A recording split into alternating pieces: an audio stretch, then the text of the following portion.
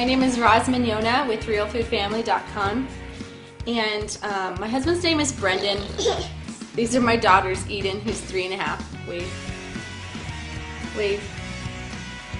And this is my daughter, Charlotte, who's 11 months old at this point. What? Hi. At this point in time, my husband and I have made a conscious and informed decision not to vaccinate our children with any of the recommended vaccines available. My children are extremely healthy. Neither of them have ever been in the hospital. They've never needed any prescription medications or drugs for anything. They've never had any serious illnesses. My 3.5-year-old daughter has barely even had a cold, ever. It's really insulting sometimes when I hear certain people on the pro-vaccine side of the debate say that they believe that certain laws and regulations should be put into place because parents do not have the expertise to make good health decisions for their families. And that's scary. We made the decision not to vaccinate. Mainly, it was a journey. When I was pregnant with my first daughter, I was completing a certification in nutritional therapy. I was highly exposed to just the natural health world. So I came upon some online resources, starting with childhoodshots.com, a woman named Mary Taco, and she has a video called Are Vaccines Safe? In this video, she does demand that her viewers make informed decisions based on a full assessment of the issues, not based on what she recommends or what she has done or what parents, friends have done and other families. She really empowers families to make these health decisions for their families, because we're living in an age when the information is very openly available to us. So we should take advantage of that. So Mary Taco's videos led me to the National Vaccine Information Center, NVIC.org. And NVIC is about offering the whole story. And they do represent people who have been vaccine injured. They represent people who actually want to question the whole vaccine routine that's being recommended by the CDC and implemented on most of American children today. It's kind of taboo in the scientific community to say the words vaccine injury, because many scientific and medical professionals are actually completely denying that vaccine injuries or deaths exist, where they're very, very clearly evident. Families are being hurt. My decision not to vaccinate my children has not been met with total enthusiasm by all our family members, and that's okay. I mean, my husband and my grandparents have all experienced either witnessing polio, or my husband's grandfather actually had polio as a child. So not receiving certain vaccinations is very difficult for some family members to accept. Fortunately, though, my mother, who is our family doctor, is in support of our decision, so that makes a huge difference for us.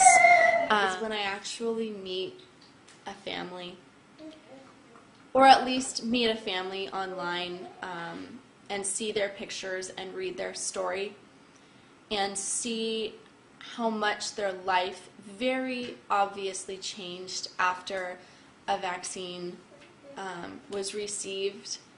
It's just, I don't want to take the chance.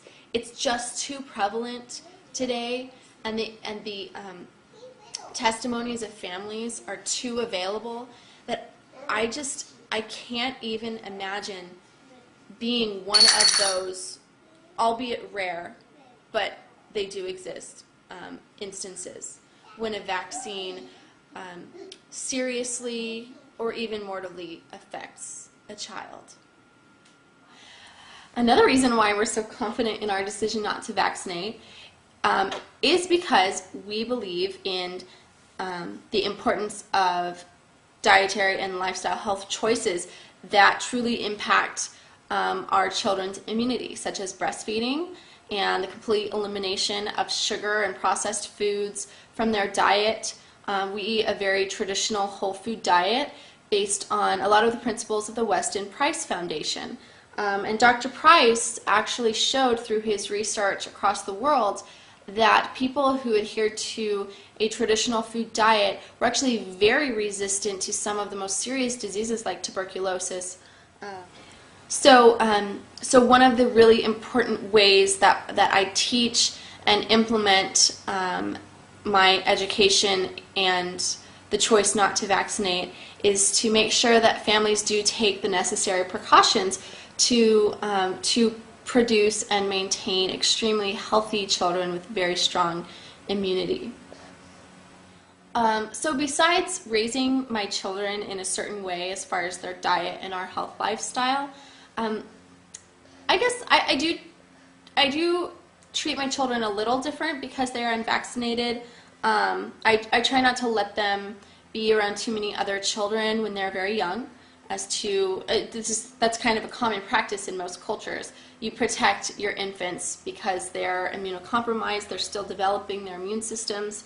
So it's wise not to have your children around a large group of other young children to protect them from diseases. I don't use things like antibacterial soaps and things. I'm fine when they eat a little bit of dirt from outside. You know, one of the benefits of eating organic or biodynamically raised food is that there's a lot of beneficial bacteria and organisms that improve their immunity in the dirt that they eat, as well as traditional foods. We consume raw milk, we eat a lot of cultured foods, and these are all things that all contribute to a strong immunity. We all take a fermented cod liver oil, which has a very potent amount of naturally occurring vitamins A and D, which are essential for immunity. But I think whether you vaccinate or not, that's kind of an important thing to do. Just to lower your children's chances of getting sick when they're very young is a very important practice. So we really make very informed and conscientious decisions in every aspect of our children's health and wellness. You know, it's not something that we just brush off, and we're not negligent parents. I do think that the vaccine debate in the United States is really unfortunate. You know, it seems like everything that I do in my life, I drink raw milk, I have babies at home, I don't vaccinate my children. It's like every single thing that I do, there's a big group associated with our government or regulatory agencies that are trying to make what I do and the way that I live my life illegal. So I do get involved, and I do get pretty passionate about these issues because I'm the one that I feel is being challenged. I mean, the things that are most important to me are being you know, jeopardized, and I really do feel like I'm losing my freedom.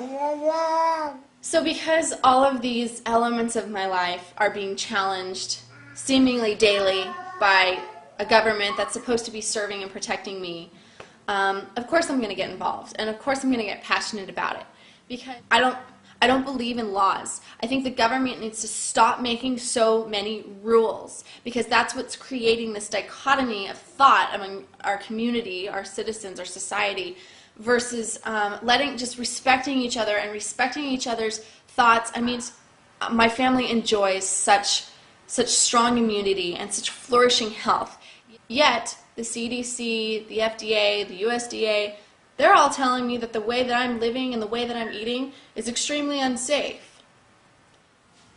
My message to families is that this is a real issue. I think it's foolish to think that you're either pro-vaccine or anti-vaccine. There's enough research from both sides of this debate that parents should be led to make decisions based on their individual children and based on the individual vaccines available, and make those important decisions. Because believe me, you do not want to be on the other side of it when your child has been injured from a vaccine. We're a healthy and happy family, we're compassionate to others, and we simply believe in the freedom in America to make healthcare decisions for ourselves. And we just don't want to see that lost. I know there's a lot of other families out there just like us, and I wanted to provide a a venue for those families to be heard and to share their story about, why they've decided not to vaccinate or why they've decided to partially vaccinate, or also to share their story of how vaccines have harmed their family in some way.